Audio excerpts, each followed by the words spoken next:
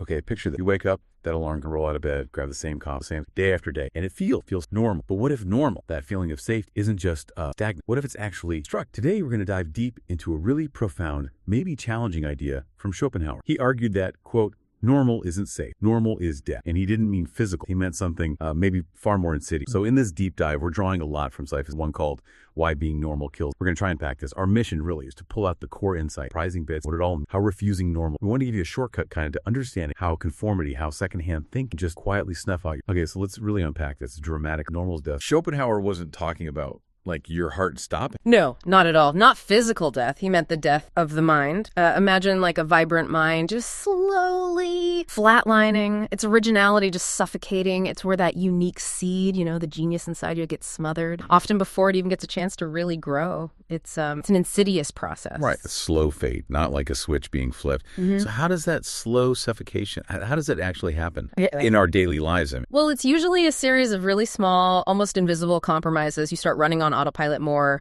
you get drowned in distractions, maybe start just parroting opinions you hear without really thinking them through yourself. And it's often driven by this quiet fear, this terror standing out. It's nodding along when you don't write, or censoring your own thoughts because they feel, too much, too different. Schopenhauer saw that you often don't even notice it happens. Just one little compromise here, staying silent there, until bit by bit there's nothing really original left.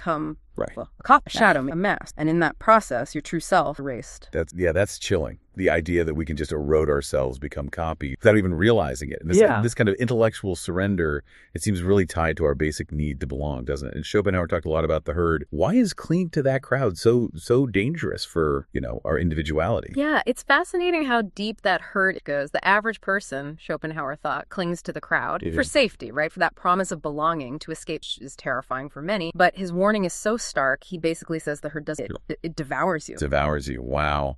And the psychology is pretty straightforward, actually. We're social animals. We're wired to want approval, to fear rejection. Historically, being exiled from the group literally meant death. So conformity felt like survival. And that wiring is still there. Exactly. It persists today, even when physical survival isn't really on the line in the same way. So we're still running on those old fears. How does this conformity, how does it show up now? Yeah. In our world? Oh, everywhere. People copy, they obey, they just blend in. They'll laugh at jokes that aren't funny, nod along when they totally disagree. They're trading, a bit of truth for applause, for acceptance, and each time, maybe a little piece of their unique self. You see it playing out in big historical ways, too. Think about the witch hunts in Europe. Whole towns whipped into a frenzy. Innocent people burned because nobody dared to question it, to step out of line. Or Nazi Germany. Exactly. Millions who probably saw the madness, but they marched, they saluted, they participated, because blending in just felt safer than standing alone. And that allowed, immense evil to flourish. And it's not just those huge, terrifying examples from history, is it? It's happening now. In corporation. Yeah. Employees who know the boss is wrong, but just stay silent in the meeting. Yeah. Or in schools, students just repeating the approved opinions to get good grades. Or social media mobs. People jump on the bandwagon, maybe join an outrage they don't even feel, just so they don't become the target themselves. Absolutely. This herd instinct, as Schopenhauer points out, it just stifles genius, sometimes before it even has a chance to breathe. Because genius can't really thrive in obedience, can it? No, it demands independence. And that independence needs real courage, fierce courage, the courage to stand apart, to resist that pull, that seductive comfort of the crowd. And society even rewards obedience, right? You get called easy to work with, normal, well-adjusted, you get praised. But Schopenhauer suggests that praise is actually poison. It tastes sweet, sure, but the long-term effect, lethal to your unique potential. So the price of acceptance is your authenticity, and the price of being normal is your... That's a really bitter paradox, isn't it? The very thing we're often encouraged to be normal is what stops true greatness. It really is. And the herd will almost inevitably resent those who refuse to join it. It's predictable. Think about the big names. Socrates mocked, executed for asking uncomfortable questions. Galileo, yeah. Imprisoned because he dared to say what his telescope showed him. Nietzsche, ridiculed as mad during his life. Tesla, dismissed by so many peers. They were all, in a way, punished for their unique vision. Yet they're the names we remember, not the ones who just went along, not the safe ones, not the normal ones. Precisely. And that raises a tough question for you, listening right now. If you always feel safe, are you really exploring anything new? If you're always comfortable, are you actually growing? The herd offers this false sense of security. But Schopenhauer would say it's really a cage. You either have to break it or eventually it will break. That leads us perfectly into how we actually think, how we learn. Schopenhauer had some really strong views about what he called second-hand thinker. What do you mean by that? Ah, yes, second-hand thinkers. He described them as people who basically see the world through, well, borrowed eyes. They rely on book opinions from authorities, influencers, whatever the current source is. They consume, they quote, they parrot ideas, but they don't dare to actually stand naked before truth itself. It's like wearing borrowed clothes. Exactly. That's a great analogy. They might appear intelligent, sound educated, but if you strip away the quotes, the borrowed authority, there's often just a void underneath, no original substance. And we see this everywhere today, don't we? It feels very modern. Oh, absolutely. The TikTok philosopher spitting out half-understood Nietzsche for likes. Right. Or the Twitter intellectual whose whole identity is built on retweets. Yeah. Or the corporate person just using the latest buzzwords without any real underlying original thought.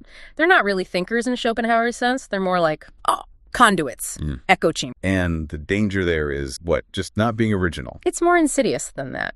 The more you fill yourself up with these secondhand ideas, the less space there is for your own. You actually risk drowning your own unique spark, your own genius, under this avalanche of other people's.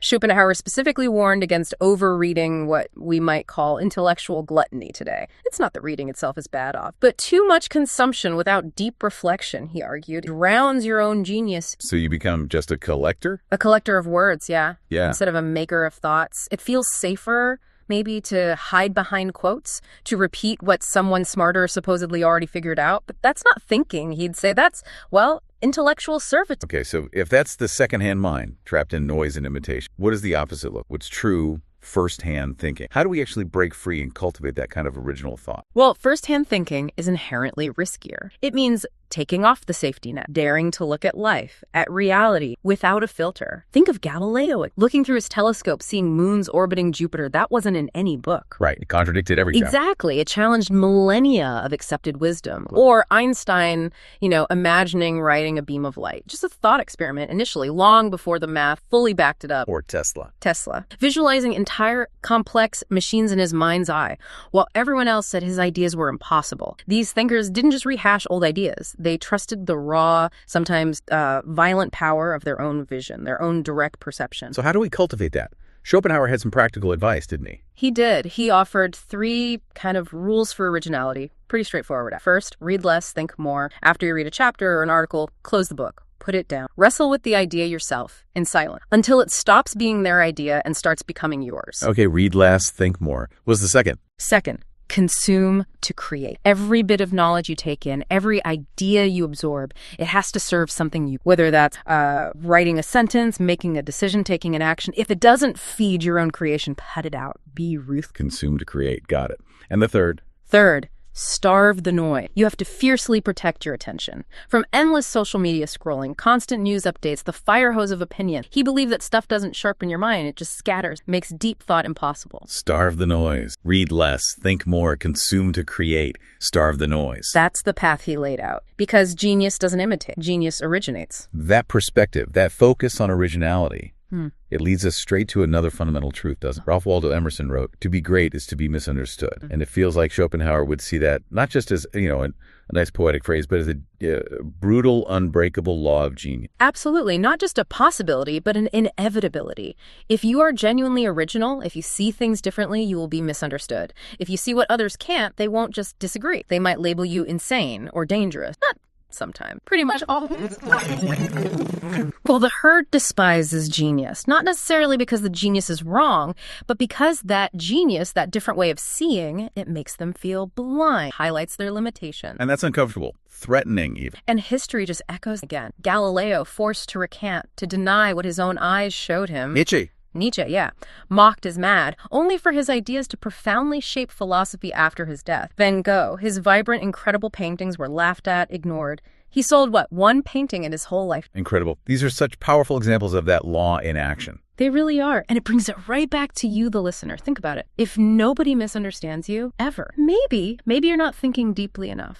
Or maybe you're still hiding, staying safely inside the comfort of... So that sting, that feeling of alienation when you say something true but uncomfortable or share a really new idea and the mood just shifts. Yeah, that feeling, that isn't failure. Schopenhauer would argue that's evidence. Evidence of what? Evidence that you are seeing farther, deeper, clearer than the herd can tolerate. That discomfort is the friction between your vision and their normal. Okay, so don't run from that feeling. Exactly. Where you're misunderstanding, own it. When they call you insane, maybe it just means you're perceiving what they can't. When they call you difficult, maybe it means you refuse to bend your truth to fit their comfort. And strange. Strange just means you are truly alive, not a copy, not numb, alive. This is the profound, maybe if you're truly awake, you won't. If you're truly original, you won't be. And if you aim for greatness, real will not be understood, at least not by those you inevitably. So where does all this lead? What happens when someone actually embraces this path, this refusal of normality, this willingness to stand apart and be misunderstood? Well, it's not just about being different. This burden of vision, seeing more clearly, Schopenhauer might say it's not just a gift, it's a profound responsibility. It kind of echoes Carl Jung's idea of individual, right?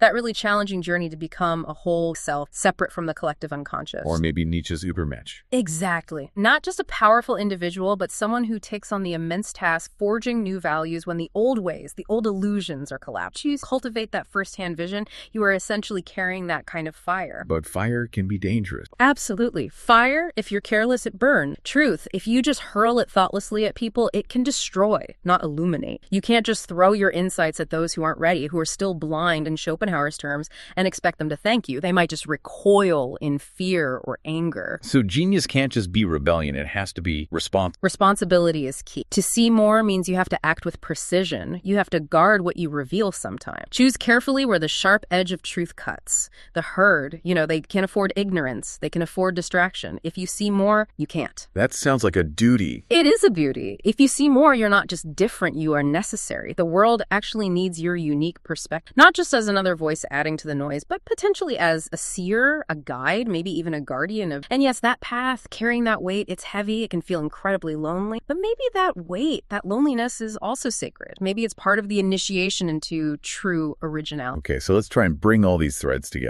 Being normal. Being normal in this view means obeying the herd, drowning your thoughts in borrowed ideas, craving except above truth, consuming endless, closing your eyes when reality gets uncomfortable or challenging. Normal, for Schopenhauer, is essentially death, the death of the unique mind. But the alternative, the invitation. The invitation is to become untouchable. Untouchable? How? Untouchable by the herd because you no longer need its applause or fear its rejection. Untouchable by misunderstanding because you learn to wear that rejection as proof, as armor, confirming your unique sight. Untouchable by noise because you fiercely protect the quiet space needed for your own mind to work. And untouchable by weakness. And untouchable by weakness because you learn to carry the burden of your vision with strength, with clarity, not with apology or hesitation. It's a transformation, really, a kind of rebirth into sovereignty, the old self, the one that was maybe obedient, apologetic, hesitant, that gets shed, and the new self rises sovereign, distinct, untouchable. You're no longer just another face in the crowd. You become the exception, the living proof that genius survives precisely because it refuses normality. Wow.